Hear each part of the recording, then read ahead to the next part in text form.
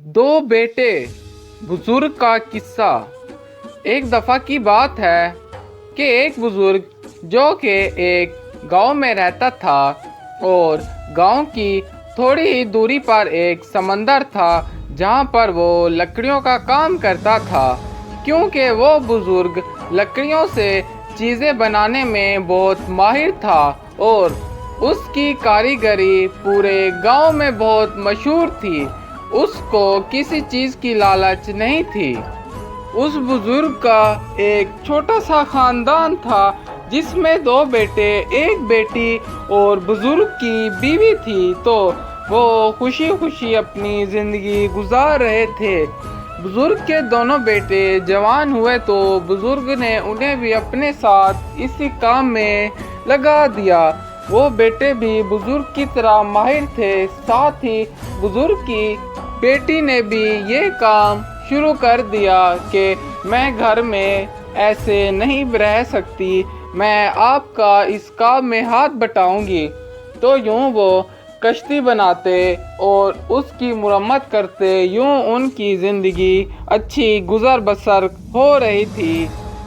तो वो दूसरे गांव में जा पहुंचे और जाकर वहां के सरदार से मिले, क्योंकि सरदार ने बुजुर्ग को बुलवाया था कि उसने सुन रखा था कि बुजुर्ग लकड़ियों से चीज़ें बनाने में बहुत माहिर है, क्योंकि वो अपने गांव का वाहिद वो शख्स है जो कि ये काम करता है। तो सरदार ने कहा कि मैंने छोटी छोटी सी कुछ कश्तियाँ बनवानी हैं। तो बुजुर्ग ने कहा कि जी सरदार साहब, हम बना देंगे, इसमें कोई मसला नहीं। मगर सरदार बुजुर्ग को ये कह रहा था कि वो लकड़ी हल्की इस्तेमाल होगी, मगर बुजुर्ग इस बात को मानने पर आमादा ना हुआ कि हल्की लकड़ी से कश्ती टूट सकती है और ऐसे नुकसान भी हो सकता है। सरदार ने बुजुर्ग को लालच दी कि मैं तुम्हें बहुत सारा सोना दूंगा, तुम हल्की लकड़ी से कश्तियाँ बना दो और बाकी जो मालो दौलत बचेगी वो तुम ले जाना।